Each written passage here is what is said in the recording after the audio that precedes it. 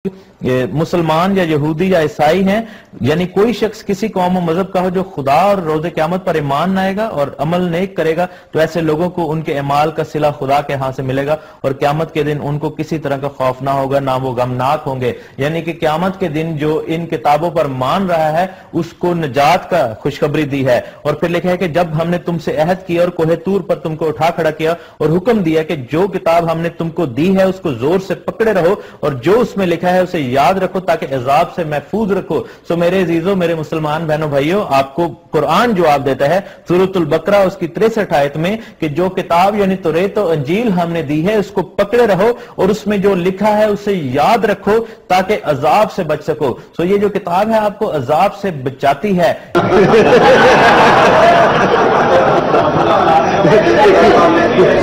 अल्हम्दुलिल्लाह रब्बिल आलमीन वस्सलातु वस्सलाम अला सय्यिदिल मुरसलीन। कुरान पाक की आयत का हवाला देकर जो तशरीह कर रहा है वो आपने सुन ली कि इसमें कह रहा है कि ये अंजील और तौरात वगैरह जो के बारे में जो बात की वो आपने सुन ली और ये अजाब से बचाती हैं। तो हम पहले आयत मुबारका को देखते हैं कि ये आयत मुबारका असल में है क्या। ये आयत मुबारका है सूरह बकरा यानी कि दूसरी सूरह मुबारका और आयत 63 यानी कि 63 आयत। और जब हमने तुमसे अहद लिया किनसे? यहूदियों से। और यहूदियों को किताब दी गई, कौन सी? तौरात दी गई, शरीयत की किताब दी गई। और तुम पर तूर को ऊंचा किया यानी कि पहाड़ को उनके ऊपर ऊंचा कर दिया कि मानो, अगर नहीं मानोगे तो पहाड़ ऊपर गिरा दिया जाएगा। लो जो कुछ हम तुमको देते हैं जोर से और इसके मजमून याद करो इस उम्मीद पर कि तुम्हें परहेजगारी मिले। क्या मिले? परहेजगारी मिले। फिर इसके बाद तुम फिर गए, यानी कि ये मैं आयत 64 से शुरू पढ़ रहा हूं, 64 और 65 भी पढ़ लेता हूं। फिर इसके बाद तुम फिर गए तो अगर अल्लाह का फजल और उसकी रहमत तुम पर ना होती तो तुम टोटे वालों में हो जाते। और बेशक जरूर तुम्हें मालूम है तुम में के वो जिन्होंने हफ्ता में सरकशी की तो हमने इनसे फरमाया कि हो जाओ बंदर दुत्कारे हुए। अब इस आयत से यह साबित हुआ कि ये यहूदियों के बारे में ये आयत मुबारका है, ये कतई इस नसरानियों या मुसलमानों के बारे में नहीं है। अब इसने इस आयत का हवाला देकर ये भी कहा, वो एंड में इसने ये कहा कि ये जो यानी कि जो तौरात ज़बूर और अंजील है ये अजाब से बचाती हैं और इसमें कोई शक नहीं। तौरात ज़बूर अंजील और सहीफ़ अंबिया अजाब से बचाती थी। मगर आगे हम देखेंगे, वो बाद में बात करते हैं कि ये जिसको तौरात ज़बूर अंजील कहते हैं वो कतई अजाब से बचाती नहीं बल्कि अजाब में धकेलती हैं। तो इसको हम देखते हैं कि ये जो कुरान पाक भी इसका जो है, कुरान पाक भी इसकी गवाही देता है कि तौरात ज़बूर और अंजील और सहीफ़ अंबिया क्या करती हैं? वो अजाब से बचाती हैं। इसको हम देखेंगे सूरह इमरान यानी कि तीसरी सूरह मुबारका और आयत है 64 यानी कि 64। तुम फरमाओ, यानी कि नबी करीम सल्लल्लाहु अलैहि वसल्लम से अल्लाह रब्बुल इज्जत फरमा रहा है, आए किताबियों यानी कि आए किताब वालों, तौरात ज़बूर अंजील और सहीफ़ अंबिया वालों, ऐसे कलमा की तरफ आओ जो हम में तुम में यकसा है। क्या है? एक सा है, बराबर है, इक्वल है। ये के इबादत ना करें, ये के इबादत ना करें मगर खुदा की, अल्लाह रब्बुल इज्जत की, और इसका शरीक किसी को ना करें, और उसका शरीक किसी को ना करें यानी कि अल्लाह रब्बुल इज्जत का किसी को शरीक ना करें, किसी को दूसरा खुदा तीसरा खुदा कतई ना बनाए। और हम में कोई एक दूसरे को रब ना बना ले, और हम में कोई एक दूसरे को रब ना बना ले अल्लाह के सिवा। फिर अगर वो माने, अगर वो ना माने तो कह दो तुम गवाह रहो कि हम मुसलमान हैं। अब जो आया किताब मुकद्दसा थी यानी कि कुतुब साबका थी, उसमें यही चीज थी कि अल्लाह रब्बुल इज्जत को एक मानो। और इन्होंने अपनी यानी कि यहूदो नसारा ने तहरीफे करके उनमें घुसेड़ दिया जो भी घुसेड़ना था और वो शिरक उनमें डाल दिया। मगर वो शिरक भी उनमें डाला, उसके बावजूद वो किताबों की तस्दीक हुई। मगर ये जो अपनी बाइबल लेके आते हैं, यानी कि इससे साबित हो गया कि अजाब से कौन सी चीज बचाती है? अजाब से सिर्फ एक ही चीज बचाती है कि अल्लाह रब्बुल इज्जत को अल्लाह रब्बुल इज्जत को, परवरदिगार को एक माना जाए, हकीकी तौर पर एक माना जाए। ना ये कहा जाए कि उसमें 3 मुरक्कब हैं या 4 मुरक्कब हैं, ना ये कहा जाए कि उसमें 3 अमीज़ें हैं या 4 अमीज़ें हैं। ना अमीज़ों से बना है, ना मुरक्कबात से बना है। अल्लाह रब्बुल इज्जत हकीकी जात है, जातो सफात में कोई उसका शरीक नहीं, कोई उसका शरीक नहीं। अब इसको देखते हैं कि बाइबल ने क्या किया। बाइबल ने, ये जो बाइबल ये लिए फिरते हैं, ये कतई अजाब से बचाती नहीं, ये अजाब में धकेलती है। क्योंकि हमें एक पैमाना मिल गया कि अजाब से क्या चीज बचाती है, कि अल्लाह रब्बुल इज्जत को एक माना जाए। मगर बाइबल क्या कहती है, आप देखेंगे, आप सुनेंगे तो आपको समझ आएगी कि ये बाइबल वाकई ही तौरात, ज़बूर और अंजील और साहिफ़े अंबिया नहीं है, ये पौरन बाइबल है, यानी कि फौज किताबों का मजमुआ है। खरूज बाब 6 आयत 1 था 3 तक। तब खुदा ने मूसा से कहा कि अब तू देखेगा कि मैं फ़िरऔन के साथ क्या करता हूं। तब वो जोरावर हाथ के सबब से उनको जाने देगा और जोरावर हाथ ही के सबब से वो उनको अपने मुल्क से निकाल देगा। फिर खुदावंद ने मूसा से कहा, मैं खुदावंद हूं और मैं इब्राहिम और इसहाक और याकूब को खुदाए कादर मुतलिक के तौर पर दिखाई दिया, लेकिन अपने यहोवा नाम से उन पर जाहिर ना हुआ। यहां पर यानी कि जो बाइबल का खुदा है वो अपना एक नया नाम दे रहा। कौन सा नाम दे रहा? यहोवा। वो ऐसा नाम दिया जो कभी भी किसी भी जमाने मुश्तहर नहीं हुआ, यानी कि उसकी पब्लिसिटी नहीं हुई। आप पूरा कैथोलिक बाइबल उठा लें, प्रोटेस्टेंट बाइबल उठा लें, चंद जगहों पर यहोवा के अलावा कहीं नाम नहीं मिलेगा। आप उर्दू में ले लें, इंग्लिश में ले लें, अरबी में ले लें, किसी भी जबान में आप बाइबल पकड़ लें, आपको यहोवा का नाम कम अज कम यूज एबल होगा, यानी कि बहुत कम इस्तेमाल, बहुत कम मुस्तअमल होगा, बहुत कम इस्तेमाल किया हुआ होगा। तो अब मजीद अब आगे चलते हैं कि ये तो चलो ये नाम बदला गया, कोई मसला नहीं, उसको जो बाइबल का खुदा है उसको थोड़ी सी टेंशन हुई, नाम चेंज कर दिया, हर कई लोग कर लेते हैं, कोई मसला नहीं होता इसमें। आगे हम चलते हैं यसाया बाब 9 और इसकी आयत 6।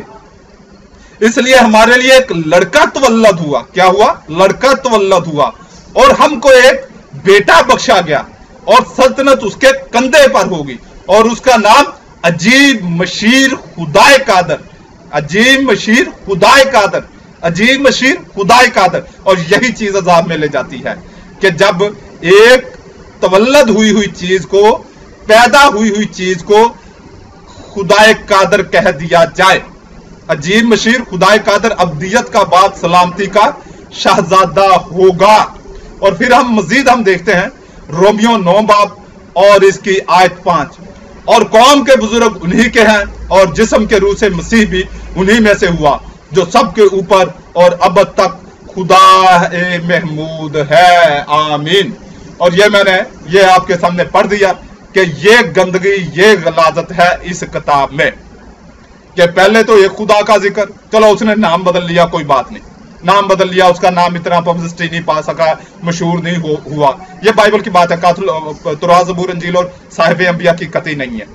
तो उसके बाद उसने क्या किया? नाम बदलने के बाद फिर एक बेटा भी दे दिया, जिसका नाम फिर क्या होगा? खुदाए कादर होगा। क्या होगा? खुदाए कादर होगा। फिर वो आपने ये भी देख लिया कि खुदाए कादर कौन था? यस्सु।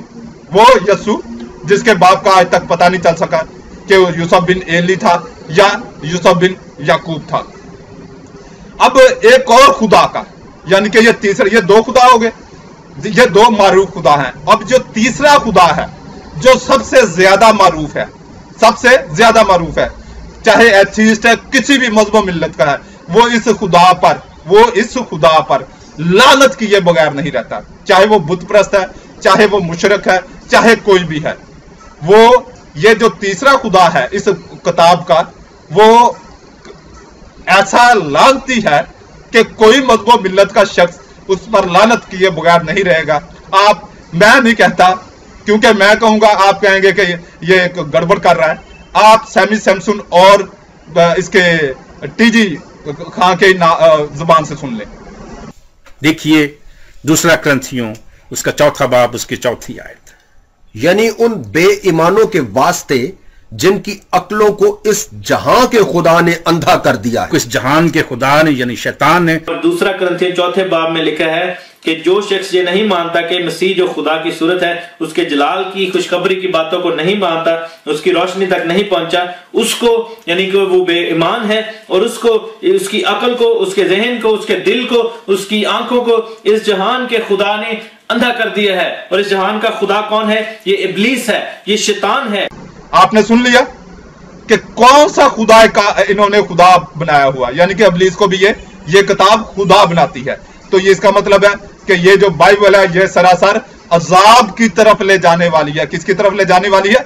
अजाब की तरफ ले जाने वाली है। तो अब थोड़ी सी आज मैंने बात करनी है इस मौजू पे। अल्लाह रब्बुल इज्जत का तारुफ ऐसा है कि किसी भी कौम, किसी भी मुल्क में, किसी भी अहले ज़बान के सामने लिया जाए, वो फौरी तौर पर उसका दिल झुक जाएगा। अल्लाह रब्बुल इज्जत के नाम में जलालत है, यह जलाली नाम है। तो अब यहां पर ये जो कुछ बास्टर्ड, ये सैमी सैमसन टाइप और ये अपना क्या टीजी बास्टर्ड टाइप जो है, ऐसे लोग अब ये मशकूक यानी कि शक डालना चाहते हैं कि अल्लाह रब्बुल इज्जत का कोई नाउज़ुबिल्लाह बुत था, उस बुत का नाम अल्लाह था या वो शैतान का नाम था। ये सिर्फ सरासर झूठ और बेगैरती है, इसके अलावा कोई नहीं है। आप पूरी इस्लामिक हिस्ट्री उठा लें, बुखारी शरीफ, सही मुस्लिम, यानी कि जितनी भी हदीस की कुतब और उसके अलावा हिस्ट्री में आप देख लें, जितनी भी हम अरब कंट्रीज की या जहां की भी हिस्ट्री उठा के देख लें, नबी करीम सल्लल्लाहु अलैहि वसल्लम ने जब अल्लाह रब्बुल इज्जत के बारे में लोगों को बताया, किसी ने ये नहीं कहा कि ये तो आप बुत का प्रचार कर रहे हैं। ना यहूदियों ने कहा, जो मामूली बातों पर एतराज करते थे, उंगलियां रखते थे। ना नसरानियों ने ये उंगली यानी कि ये इस चीज पे उंगली रखी, ना एतराज किया। ना जिन बादशाहों को, ईरान के बादशाह को या किसी भी अपना हरकल बादशाह को या किसी को भी जब खत भेजेंगे तो किसी ने इस पर एतराज नहीं किया। आज ये जो धुतकारे हुए, ईसाइयत के, क्रिश्चियनिटी के धुतकारे हुए 16वीं सदी के पैदावार प्रोटेस्टेंट, आप रोमन कैथोलिक से सबसे पुराना फिरका है, इनका सबसे ज्यादा तादाद में है। सबसे जितने ज्यादा तादाद हो वो रोमन कैथोलिक की है, यानी कि कैथोलिक कलीसिया की है। आप उनसे पूछ लें कि प्रोटेस्टेंट कौन क्या है, वो यही कहेंगे कि ये गद्दार है, काफर है। ये उठकर अल्लाह रब्बुल इज्जत पर नाउज़ुबिल्लाह तान करें तो इनका एक ही हल है कि इनको गोली मार दी जाए। और जो मुसलमान इन बदबख्तों को गोली मारेगा, मैं खुला कह रहा हूं, टीजी बास्टर्ड को, सैमी सैमसन को, और ऐसे ही जो भी बदबख्त ऐसी बकवास करता है अल्लाह रब्बुल इज्जत पर, नबी करीम सल्लल्लाहु अलैहि वसल्लम पर, उसको गोली मारना फर्ज ऐन है, फर्ज ऐन है। जो भी मुसलमान मारेगा अल्लाह रब्बुल इज्जत की उसकी मग़फ़िरत फरमा देगा। और मैंने ये बात खुलेआम कह रहा हूं, यूट्यूब की वसातत से कह रहा हूं, डेली मोशन की वसातत से कह रहा हूं, फेसबुक की वसातत से कह रहा हूं। अगर कोई भी गवर्नमेंट, चाहे वो अमेरिका है, बरतानिया, इंग्लैंड, पाकिस्तान, कोई भी गवर्नमेंट मुझ पर केस करना चाहती है, मुझे कह दो बंद की सोबतें देना चाहती है, डोंट वरी, मैं पूरी तरह इसका गारंटेड हूं। कल को कोई लफ्ज नहीं बदलूंगा। जो मेरे अल्लाह रब्बुल इज्जत की तौहीन करे, जो मेरे आका करीम सल्लल्लाहु अलैहि वसल्लम की तौहीन करे, उसको गाली, अगर वो नहीं सामने तो गाली दो, अगर सामने आ जाए तो उसको गोली मार दो। और अगर आपने गोली ना मारी तो ये उम्मत मुसलमान हमेशा, यानी कि जब तक ये जिंदा रहेंगे, ये हमेशा गुनाहगार रहेगी। अल्लाह रब्बुल इज्जत आपको दीन इस्लाम कबूल करने की तौफीक अता फरमाए। आमीन।